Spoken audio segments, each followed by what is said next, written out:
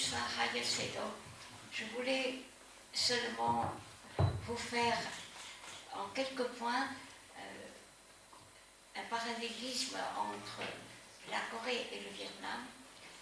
Et pourtant, c'est le point commun a été l'ingérence directe des États-Unis dans les affaires intérieures de la République du Vietnam et de la Corée.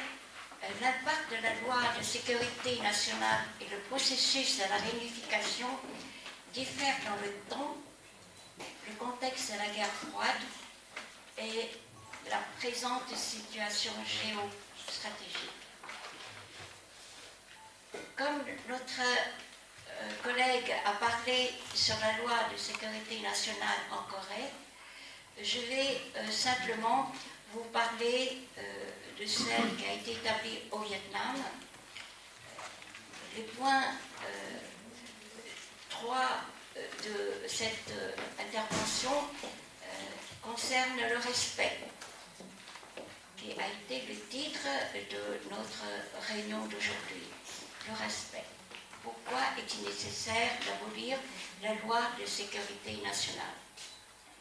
Pour le Vietnam, comme vous le savez, les accords de Genève de 1954 séparaient le pays en deux républiques du Nord et la République du Sud. Au Nord, c'est la République démocratique du Vietnam et au Sud, c'est la République du Vietnam. Et il a fallu organiser le référendum 2 ans après pour avoir les élections, mais la République du Vietnam a refusé de le faire, a instauré la loi de sécurité nationale et a fait appel à l'allié américain. La guerre du Vietnam est une guerre qui dure toute une période de ma jeunesse et mon adolescence, et jusqu'à maintenant, elle est encore intacte dans nos images. Mais je vais seulement vous donner quelques points d'histoire pour que vous puissiez vous replonger dans cette guerre de libération nationale. C'est le point qui est central et qui relie la Corée et le Vietnam. La libération nationale, et à mon avis, c'est la guerre du peuple pour avoir l'autodétermination, comme il a été dit par notre collègue tout à l'heure, dans la Constitution. En fait, pour le Vietnam, il y a quelques dates à retenir de cette, disons, arrivée des États-Unis dans la guerre. Premièrement, c'est en vertu de la théorie des dominos. Si un pays tombe dans le camp communiste, tous les autres le seront. Et en vertu de cette théorie, les États-Unis sont arrivés d'abord au Vietnam du Sud en tant que conseillers. Mais les conseillers conseillent la mort, la prison à vie et surtout beaucoup de choses que le peuple vietnamien se révolte et descend dans la rue. Il y a eu beaucoup de manifestations, des femmes, des enfants, des moines, du peuple entier, dans tout ce qu'il y a à Ho Chi Minh, non, à Saigon à l'époque, se sont révoltés et sont descendus dans la rue. Dans les premiers temps, il y avait eu des arrestations et un semblant de jugement. Ensuite, les personnes disparaissaient et on les retrouvait mutilées ou morts. Là, vous avez en mémoire, c'est dommage que je n'ai pas pu vous montrer les quelques diapositives qui vous montrent comment on arrive à emprisonner les gens et comment le pays est en émoi parce qu'on les assassine devant vos yeux. C'était le cas de Meo Vantoy, qui avait posé une bombe sur le passage de McNamara. Il a été arrêté et fusillé sur la place publique.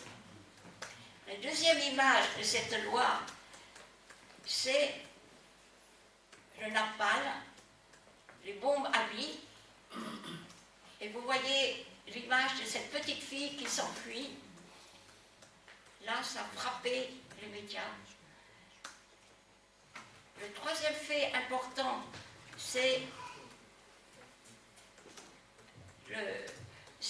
l'offensive du Tet de 1968, où toutes les vignes se sont révoltées et ont envahi toutes les bases. Ils sont arrivés même dans la massacre américaine à Saigon. Suite à ça, il y a eu le massacre de My Lai, 3 mois après, dans lequel on pensait que tous les Viet Cong qui étaient à l'offensive du Tet se sont réfugiés dans ce village qui n'est pas loin de Saigon.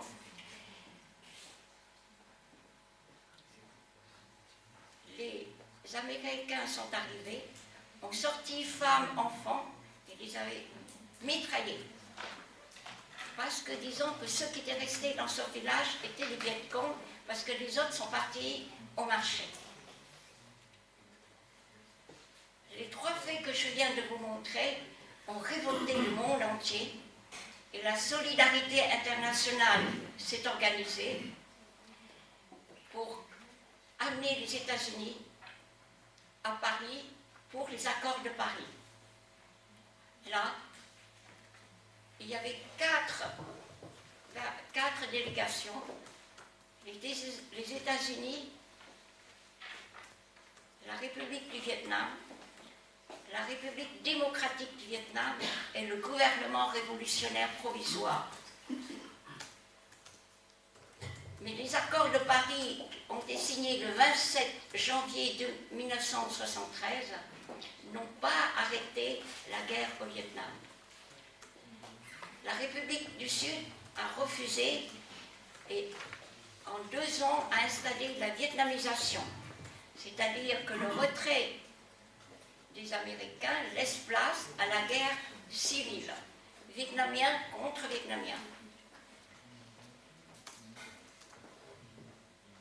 Là, la fin, vous le savez, les forces du Front National de Libération sont arrivées le 30 avril 1975 à Saigon. La débâcle est totale. Les Américains se sont enfuis et la loi de sécurité nationale est arrêtée en 1975 pour laisser place à la réunification pacifique en 1976. Voilà pour le Vietnam.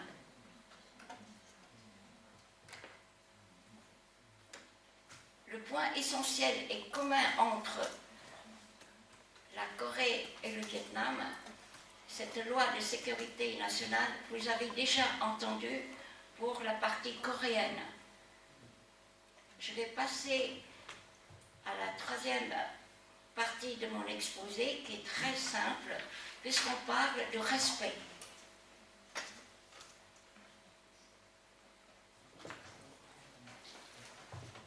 C'est une notion importante pour pouvoir vivre en société.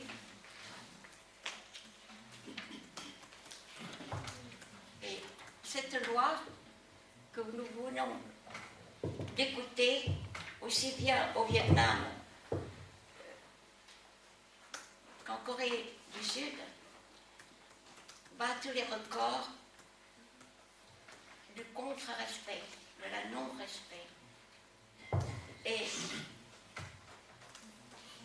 les États-Unis d'Amérique est l'élément essentiel qui défavorise. Et je pense que cette loi est abolie, mais ramener le respect dans les deux continents que nous venons d'étudier. Pourquoi?